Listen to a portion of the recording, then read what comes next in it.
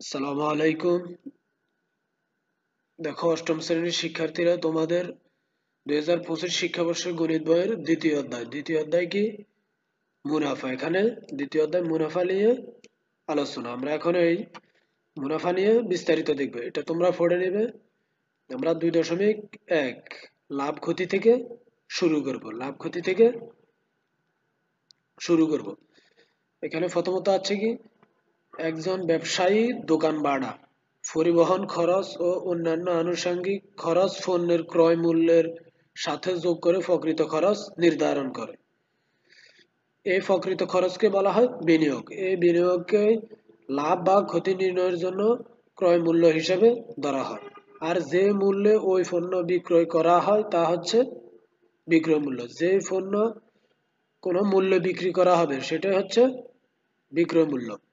তারপর হচ্ছে ক্রয় মূল্যের চেয়ে বিক্রয় মূল্য বেশি হলে, অর্থাৎ ক্রয় মূল্য যত তার চেয়ে বিক্রয় মূল্য বেশি হলে লাভ বা মুনাফা হয়। ধরো আমরা একটা জিনিস 5 টাকা দিয়ে ক্রয় করে 20 টাকায় 10 টাকায় বিক্রয় করলে 5 টাকা লাভ হবে। এটা হচ্ছে লাভ বা মুনাফা, অর্থাৎ ক্রয় মূল্যের চেয়ে বিক্রয় মূল্য বেশি। আর ক্রয় মূল্যের চেয়ে বিক্রয় মূল্য কম, এখানে হচ্ছে ক্রয় মূল্যের চেয়ে বিক্রয় মূল্য কম হলে লোকসান বা ক্ষতি হয়। দেখো, আমরা যদি একটা জিনিস 10 টাকা দিয়ে ক্রয় করে 5 টাকা বিক্রয় করি, তাহলে আমাদের 5 টাকা লস হয়েছে, এটা লোকসান। এটা হচ্ছে লোকসান। আবার ক্রয় মূল্য ও বিক্রয় মূল্য সমান হলে বা ক্ষতি কোনোটাই হয় না, লাভ বা ক্ষতি কোনোটাই হয় না। ধরো একটা জিনিস 5 টাকা দিয়ে ক্রয় করে 5 টাকায় বিক্রি করলাম, তাহলে এটার কোনো লাভ বা ক্ষতি কোনোটাই হয় না। লাভ বা ক্ষতি ক্রয় মূল্যের উপর হিসাব করা হয়। তাহলে দেখো, এখন আমরা লিখতে পারি লাভ সমান কি, বিক্রয় মূল্য বিয়োগ ক্রয় মূল্য। অর্থাৎ আমরা কোনো একটা পণ্য যত টাকায় বিক্রয় করব, সেটা থেকে ক্রয় মূল্য যত টাকা দিয়ে ক্রয় করব এটা বিয়োগ করলে আমাদের লাভের সূত্রটা পাওয়া যাবে। তারপর হচ্ছে ক্ষতি। ক্ষতি কি? ক্ষতি হচ্ছে ক্রয় মূল্য বিয়োগ বিক্রয় মূল্য। অর্থাৎ ক্রয় মূল্যের চেয়ে আমাদের বিক্রয় মূল্য যদি কম হয় তাহলে সেখানে ক্ষতি হয়। তাহলে আমরা ক্রয় মূল্য থেকে এখানে বিক্রয় মূল্য বিয়োগ করবো, অর্থাৎ লাভের বিপরীত হচ্ছে ক্ষতি। এবার দেখো, উপরের সম্পর্ক থেকে ক্রয় মূল্য বা বিক্রয় মূল্য নির্ধারণ করা যায়। তুলনার জন্য লাভ বা ক্ষতিকে শতকরা হিসেবে প্রকাশ করা হয়। তুলনা করার জন্য লাভ বা ক্ষতিকে শতকরা অর্থাৎ 100 টাকায় হিসাব করা হয়।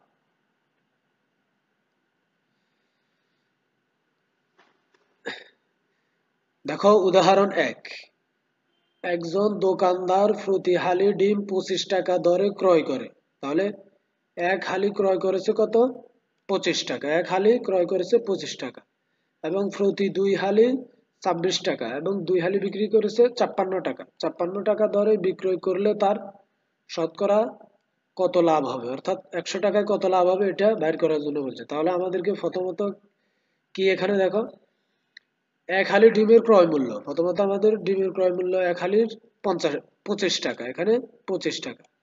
তাহলে এবার হচ্ছে 2 হালি ডিমের ক্রয় মূল্য বের করতে হবে। যেহেতু আমরা এখানে বিক্রয় করছে 56 টাকায়, তাহলে ক্রয় মূল্য হবে কত?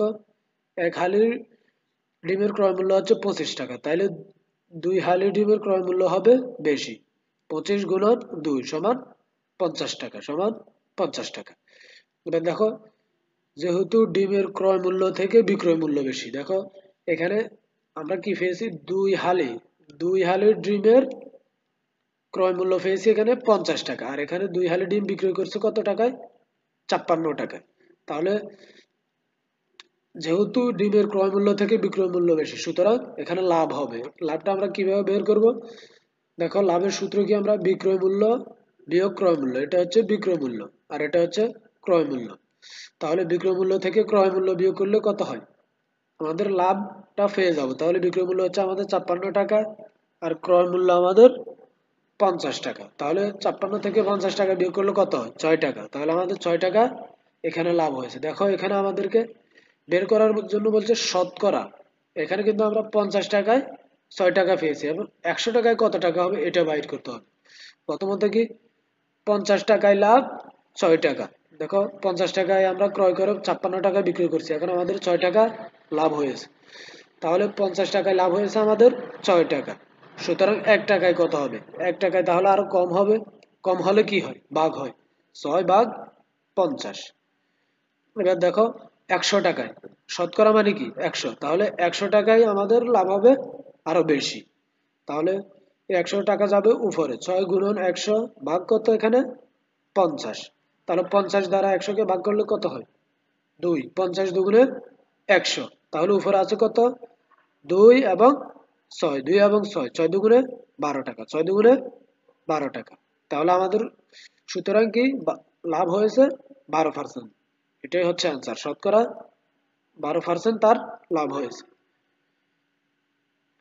এবার দেখো উদাহরণ 2, একটি ছাগল 8% ক্ষতিতে বিক্রয় করা হলো। দেখো 8% ক্ষতিতে বিক্রয় করা হলো, অর্থাৎ 100 টাকায় তার 8 টাকা ক্ষতি হলো। ছাগলটি আরো 800 টাকা বেশি মূল্যে বিক্রয় করলে 8% লাভ হতো। যত টাকায় বিক্রয় করছে 8% ক্ষতি হয়েছে। এখন তার চেয়ে যদি আরো 800 টাকা বেশি বিক্রয় করতো তাহলে তার 8% লাভ হতো। তাহলে ছাগলটির ক্রয় মূল্য কত? দেখো সমাধান কি আছে এখানে। ধরো আমরা ছাগলটির ক্রয় মূল্য ধরলাম 100 টাকা এখানে, তাহলে 8% ক্ষতিতে বিক্রয় মূল্য, যেহেতু আমাদের 8% সে ক্ষতি হয়েছে, ক্ষতি হলে কি হয়? তাহলে 100 বিয়োগ 8, 100 টাকা দিয়ে ক্রয় করছে, তার 8 টাকা ক্ষতি হয়েছে, তাহলে থাকে কত? 92 টাকা।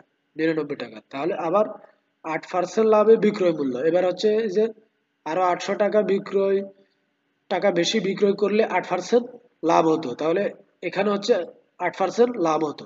তাহলে এখানে কি দেখো 8% লাভে বিক্রয় মূল্য, তাহলে আমাদেরকে যদি 8% লাভ করতে হয়, তাহলে একটা জিনিস আমাদের 100 টাকায় ক্রয় করলে 8% লাভ করতে হলে 108 টাকায় বিক্রয় করতে হবে। তাহলে 100 যোগ 8 সম্ভব বা 108 টাকা। এবার দেখো বিক্রয় মূল্য বেশি হয়, বিক্রয় মূল্য বেশি হয়, তাহলে